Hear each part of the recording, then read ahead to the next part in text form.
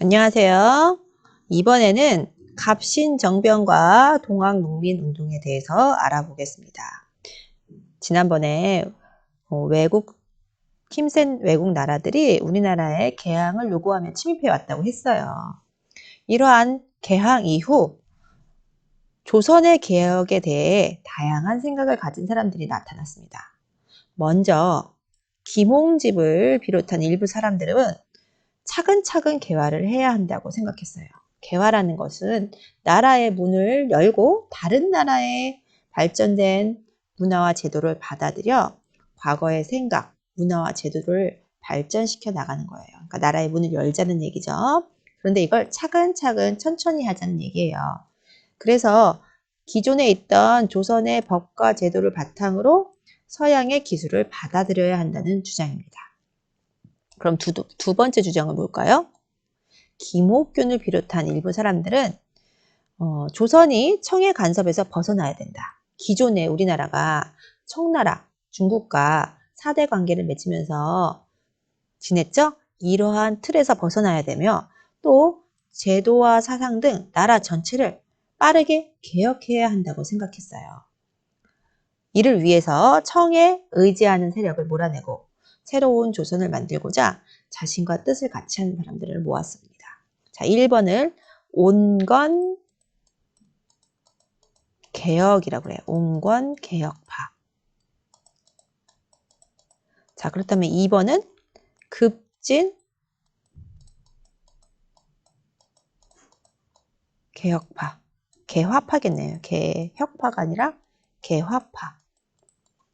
급진 개화파. 이렇게 온건 개화파, 급진 개화파로 나뉘었어요.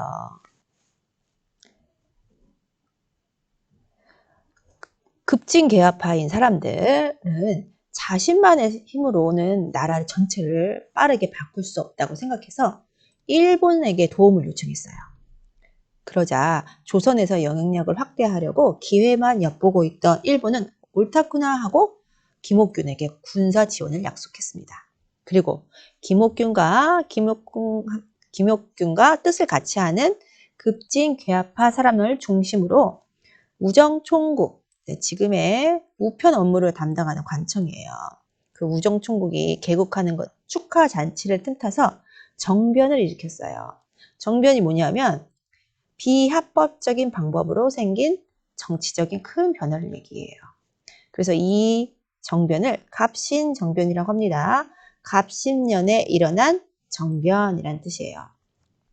그러면서 김옥균을 중심으로 한 사람들이 권력을 잡고 고종과 왕비가 머무는 곳을 옮기고 새 정부를 조직하고 주요 개혁 정책을 발표했습니다. 이때 발표된 개혁안 일부를 한번 볼까요? 청에 대한 조공, 허례를 폐지한다. 청나라의 관계를 끊어라 이 얘기죠. 두 번째, 문벌을 폐지하고 백성들이 평등한 권리를 갖는 제도를 마련하며 능력에 따라 관리를 임명한다. 원래 조선은 평등한 나라인가요? 아니죠. 신분사회였는데 그 신분 제도를 무너뜨리자는 얘기예요. 세 번째, 세금 제도를 고쳐 관리의 부정을 막고 국가의 살림살이를 튼튼히 한다. 네 번째, 부정한 관리를 처벌하고 백성들이 빚진 쌀을 면제한다. 어때요? 내용이 굉장히 바람직하고 좋은 방향이죠? 그럼 이 갑신정변은 성공했을까요? 갑신정변 참가자들이 정변을 일으켜 정권을 잡자 청나라 군대가 개입을 했어요. 당연히 그렇겠죠. 청나라와의 관계를 끊자고 하니 청나라에서 가만히 있겠어요. 청나라 군대가 개입을 해서 결국 갑신정변은 3일 만에 끝나버리고 말았어요. 그 이후에 김옥균은 박영효, 서광범 등 같이 했던 사람들과 함께 일본으로 피했습니다. 갑신정변은 아까도 봤듯이 새로운 국가를 만들려는 좋은 개혁 시도였어요. 하지만 일본의 힘에 의지하고 조선 스스로 하지 못하고 또 여러 사람들에게 동의를 구하는 그런 준비가 부족한 상태에서 급하게 개혁을 시도한 점이 많은 사람의 지지를 받지 못하여 실패로 끝나게 되었습니다. 다음으로 동학 농민운동에 대해서 알아보겠습니다. 자, 동학 농민운동. 자, 동학이 뭐냐 하면 동학은 최재우라는 사람이 민간의 신앙과 유교, 불교, 천주교의 장점을 모아 만든 새로운 종교예요. 그런데 이름을 서학의 반대, 서학이 서양 쪽에서 들어온 종교를 얘기하는 거예요. 그 서학의 반대에서 동학으로 지었습니다. 그리고 종교로서의 역할뿐만 아니라 사회를 바꾸기 위한 여러 가지 주장을 펼쳤어요. 자, 동학은 이런 것이고요. 이 당시 갑신정변 이후에도 일부 양반과 지방관리의 횡포가 아주 심했어요. 자, 이런 사람을 뭐라고 하죠? 탐관오리라고 해요. 탐관오리. 지방관리인데 그 지역 백성들을 잘 보살피기는커녕 무리한 세금을 걷는다든지 억울한 죄를 뒤집어 씌운다든지 이런 나쁜 관리들을 탐관오리라고 해요. 제일 유명한 탐관오리가 그 당시에 전라도 고부 지역에 군수를 맡았던 고부 군수였어요. 그런데 동학농민운동의 지도자였던 전봉준이 이 고부 군수의 횡포를 막기 위해 군사를 일으켰습니다. 그리고 그 전봉준과 동학농민군은 고부에서 시작해 전라도 일대로 세력을 점차 넓혀갔어요. 승승장구하고 있었죠. 조선은 동학농민군을 진압하는데 어려움을 겪자 청나라에 도움을 요청했습니다. 그리고 청이 조선에 군대를 보내니까 일본도 우리도 도와줄게 하면서 옳다구나 하면서 군대를 보낸 거예요. 이 과정을 지켜본 동학농민군은 외국 군대가 우리나라에 들어오면 우리나라 정치에 개입을 할 테고 그것을 막기 위해 조선 정부와 협상해서 스스로 흩어졌어요. 이게 1차 동학농민운동입니다. 1차 때는 스스로 흩어졌습니다.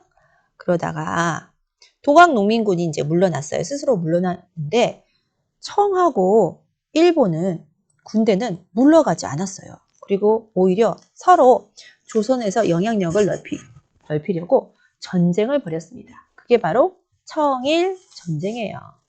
이 전쟁에서 누가 이겼을까요? 일본이 이겼어요.